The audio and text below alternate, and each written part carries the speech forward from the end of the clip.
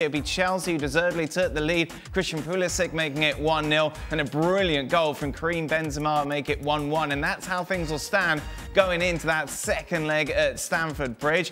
Craig, at the start, kick-off, if you offered Chelsea 1-1, they would have taken it. However, is it fair to say they'd be disappointed, maybe, that they didn't get more from this game, considering how much better they were? I think so, and you mentioned one guy, and I think that could be the difference, possibly, come next week, and that's Karim Benzema. A natural striker, a natural number 9, a guy who remains in form year after year, a guy who scored an utterly brilliant goal when Real Madrid were backs to the wall, when they're not playing well, when they couldn't keep the ball, when they couldn't stop Chelsea coming forward. And that, and the Timo Werner miss, and maybe Shaq's got a different opinion, and yeah, as a goalkeeper, you make yourself as big as you can.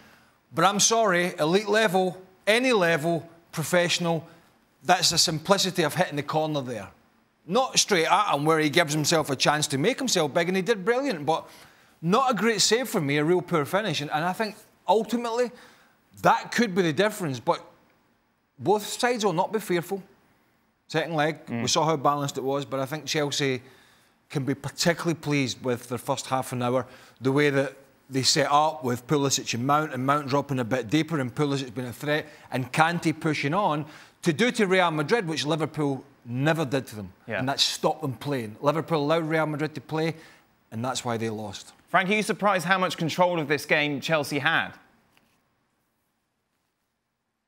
That was almost 100% control of the game, and that's why it's frustrating, because the score should have been different. They should have won that game, and as Craig said, you don't know what's going to happen in the second leg, and somebody like Karim Benzema can turn the things down, because he did it in the first half, where Real Madrid was so weak, and except him, except Karim Benzema, nothing was shot by Real Madrid, and it's only because of its fantastic volley that Real Madrid got a draw today. But in terms of football, in terms of conviction, in terms of how you can deal with when you have the ball and when you don't have the ball, what Chelsea showed, it was absolutely perfect. But you have to kill the opponent when you have the chance to. And they don't do that. They didn't do that tonight, but it's mostly what they don't do during the beginning of the season. That's the main concern that I have with that club. But you cannot complain about what they wanted to do today. They did what they had to do, but they didn't score enough goals. Ali, for Real Madrid, they will definitely take 1-1, considering that opening half an hour. Absolutely. And if you're Real Madrid coming into this match, the one constant that you've had over the course of the season is the midfield three. And we have talked about them time and time again, and how much they're able to impact the game and to control the game.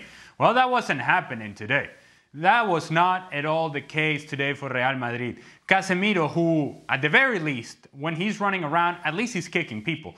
Not even today. He wasn't even getting close enough to go and kick people. A couple of challenges here and there, and that was it. But really not impacting the game. The possession of Toni Kroos, that's usually automatic, not quite there today either. The level of activity from Luka Modric, not there. And so you didn't have qualities from them defensively, you didn't have qualities from them offensively. And then on top of that, I would have to ask a question to Zinedine Zidane. What was the role today of Marcelo? What is it that he was supposed to do out on the field? Because if you're going to play with a back three, those outside guys, Dani Carvajal on one side and Marcelo in particular down the left-hand side, well, you're going to have to be a presence defensively, but you're also going to have to be a presence in the attack. And he was neither. He's just kind of floating around, sometimes taking an inside position. He's getting beaten behind, but not really a presence in the attack either.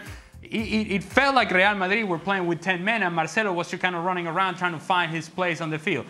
So if you're Real Madrid, having said all of this, you take the 1-1 and go home and just think about yourself and prepare as to what's happening next week. Because the truth of the matter is, they got lucky today. They were fortunate today. They were wobbly and hanging on to the rope and looking for the white towel. And guess what? You know, Chelsea just kind of let them hang in there just enough for Karim Benzema to do something special. Real Madrid were very fortunate today.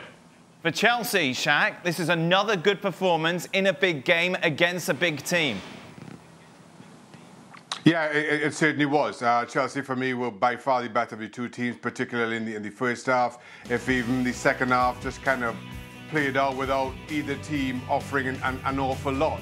On the one hand, you want to say going into the second leg, there's absolutely no way that Real Madrid can be this bad, can be this substandard for another 90 minutes. But you've seen Chelsea stifle good teams. You saw them do exactly that to Manchester City in the Cup semi-final. You saw them do that through the first half. And you're absolutely right, Dan, as you were saying, Chelsea probably come away from this thinking that they deserve a lot more, but happy with the results as it stands. So good save or bad finish, Shaq? Timo Werner, Courtois. As a goalkeeper, good save.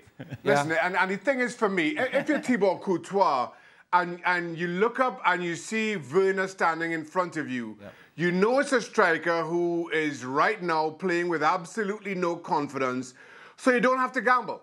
You don't have to gamble. You just have to stand your ground, stay big, and hope that he hits you. He's not going to go for the corners. You know that. He's just not in that kind of form. So I think Courtois recognizes who it is, makes the right decision, makes a good save. It was a good save from a keeper's point of view, but you know, I saw somebody put one journalist sarcastically put on social media, the way it's going at the moment, they'll put it on his tombstone. Timo Werner couldn't quite wrap his foot around it. Yeah, you know, but that's not, you know, when Mount plays the ball to the, I think it was Mount plays the ball to the back, and Pulisic, simple little cushion header back in. I can't tell you how simple a finish really that is, apart from the occasion. You know, it's bread and butter.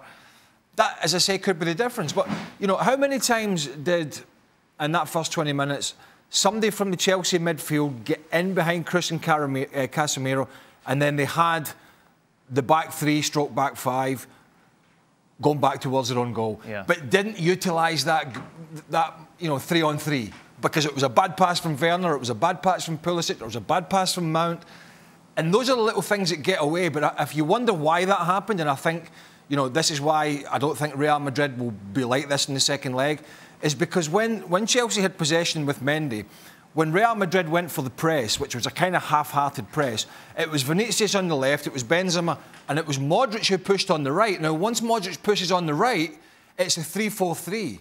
That leaves Casemiro and Kroos, and then Mount or Pulisic drop back in to give Kante and Jorginho the extra man, and Chelsea were able to pop it around, and before you knew it, they were running at Varane, Militao and Nacho, and that happened a lot of times. So, as Ali said, it was wobbly, it was half-hearted in terms of the press, but Chelsea will be disappointed because they didn't take full advantage, Dan, of some excellent possession and the chances, and Real Madrid will be, I think they'll be quite happy saying, wow, you got away with one. You know, this team have struggled a little bit in the Premier League this season, but they've got an experienced manager, they're on a roll, they're a tough nut to crack, they have got some good players. We did, as you said, got away with one. Thanks so much for watching ESPN on YouTube, and for more sports highlights and analysis, be sure to download the ESPN app, and for premium content and live streaming, subscribe to ESPN+.